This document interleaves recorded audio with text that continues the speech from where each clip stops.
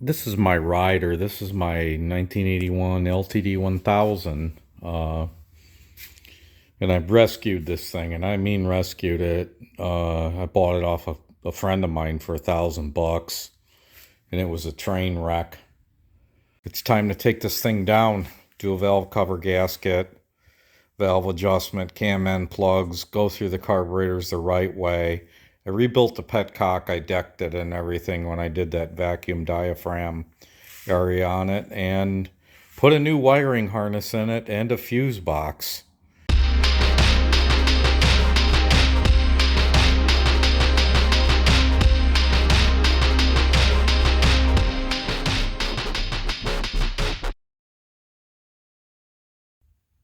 So we've got the tank off of it, which took a moment, and it's time to pull this valve cover off. Obviously, we're going to have to pull these coils for clearance, and I'm going to take the carbs off, and I'm going to take the air box off, because now I've decided that I'm going to replace the regulator rectifier on it as well.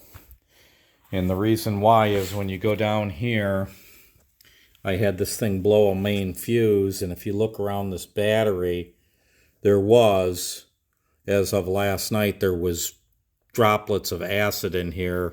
I think this thing was overcharging. Typical Kawasaki classic deal. I have to make up my mind.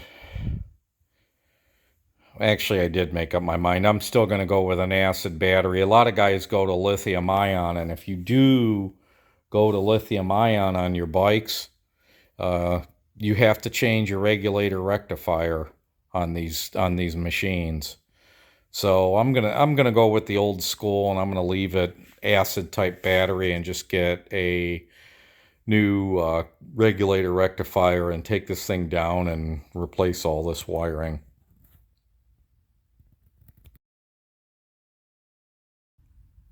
Just when you think you've ordered all the right stuff and you have everything, you see this. This is part of the crankcase breather assembly. This is lovely here. These pipes have a special shape. This is all dirty, and this has been painted. Looks like when someone did a frame touch-up. This boot's okay, and the pipe going to the carbs is okay. And a lot of guys block these out. They get those like 8 plates to block these crankcase breathers out. I'm not doing that. I also have a broken coil bracket, as you can see here. That's nice. I wonder if, I think my buddy can weld that up for me. It bothers me to weld, but yeah, look at how ratty these nuts are.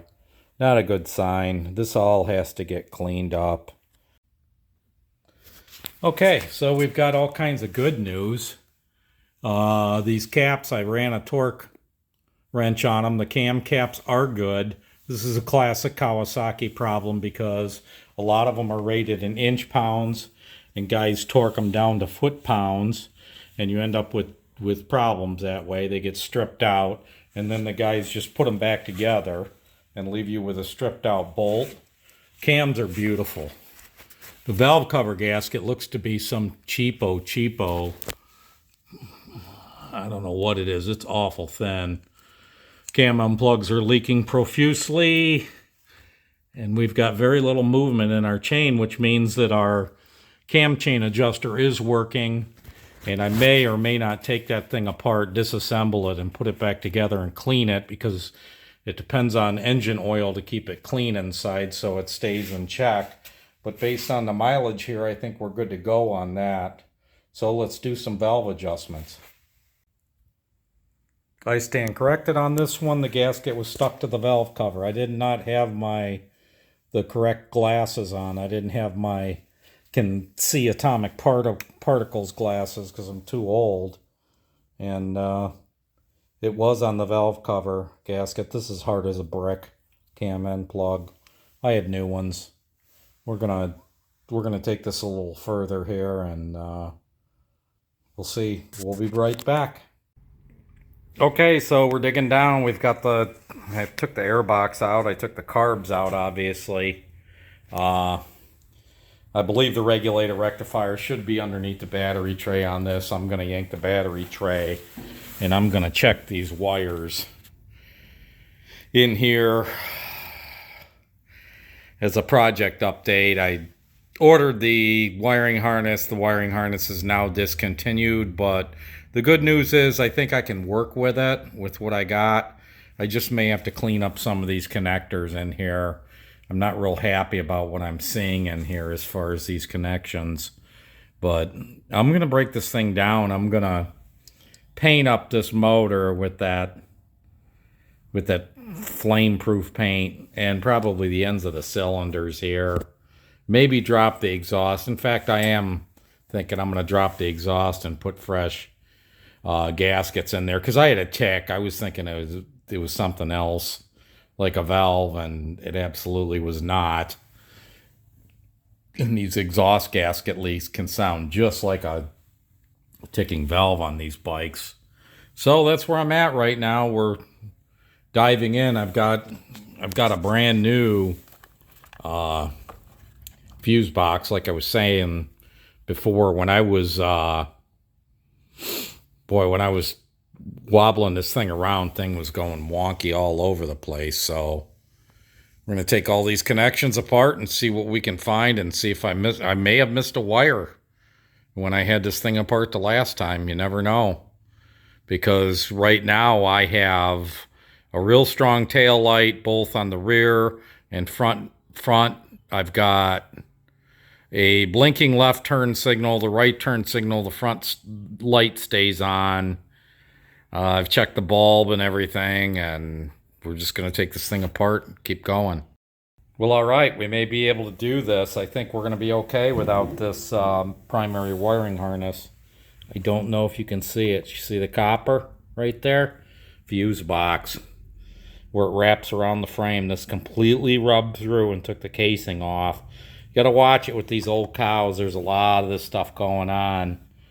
So let's get this battery box off here and see what's going on in this area of wiring that nobody ever gets to. All right, now we're getting somewhere.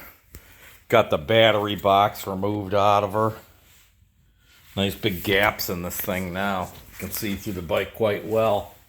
Ground cable looks good. All this stuff is looking pretty good. I'm gonna paint this battery box. Clean this thing up and paint it. Clean all these threads out. Obviously the regulator rectifier is on the bottom of it, and we'll get her cleaned up, and I think I'm going to start assembling this thing. I'm not seeing anything in this electrical that can be a problem. I think it was a flasher relay on the one side, but I still have to figure out what's going on in my taillight. I'm going to have to take that taillight housing apart, because the individual that I bought it from told me the other day that he took it apart, which means I better check it out. Okay, I masked off the engine. I did a little paint work. Nothing crazy. Like I say, this is my rider, but it looks a lot cleaner. I mean, she's looking good now.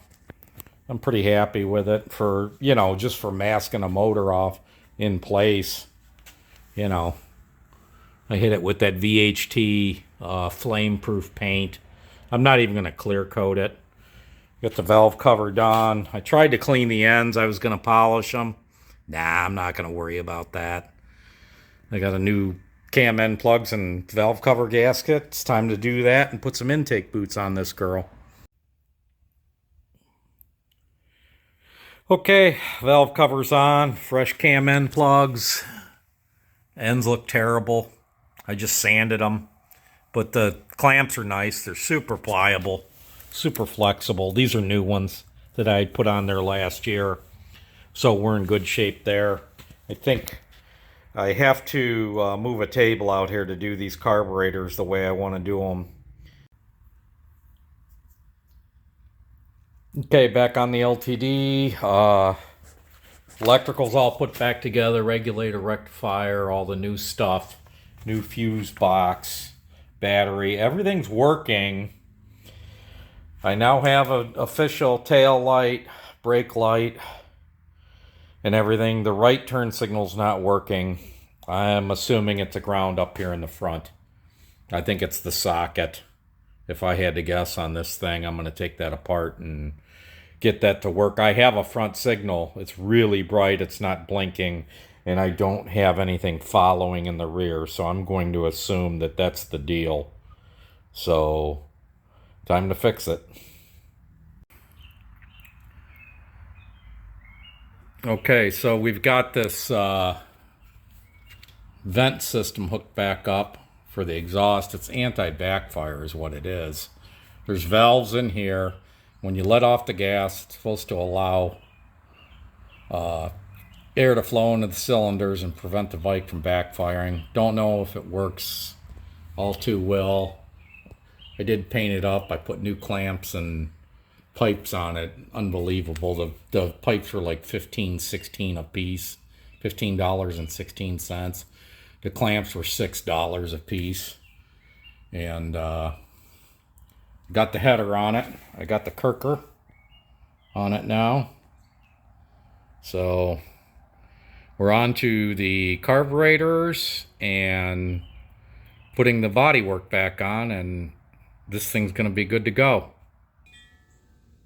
All right, I pulled the first float bowl, and look at this. This is really...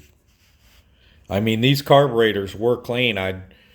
To give you a backstory on it, these things, I ran these through an ultrasonic, and what this is this is the debris from inside the gas tank where me being in a hurry and working on my own stuff, and I'm going to own this, I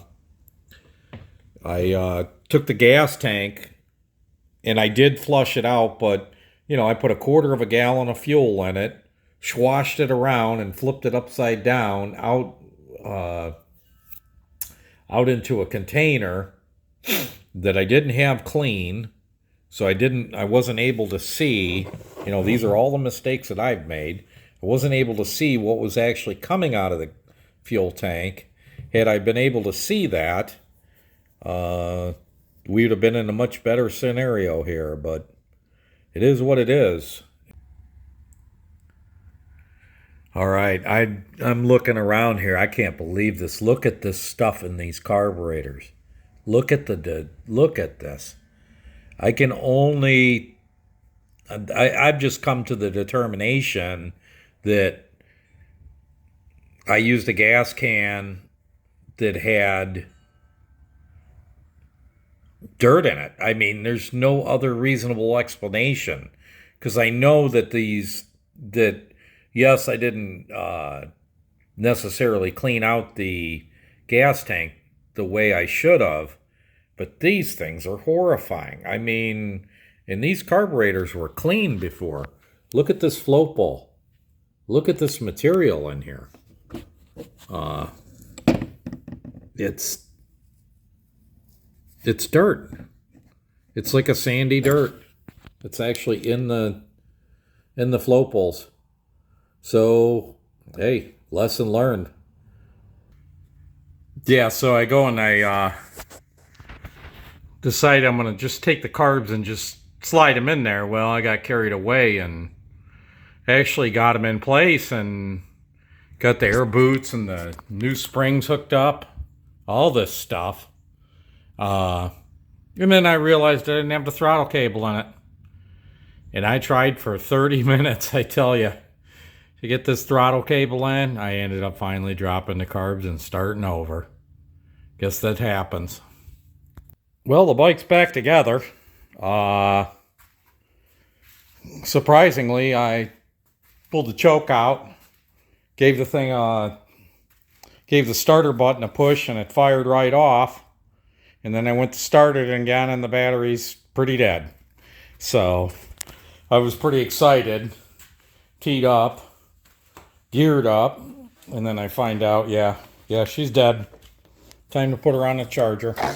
Oh, grab this. This is how this goes with a one-handed show. Yeah, and we got to charge up.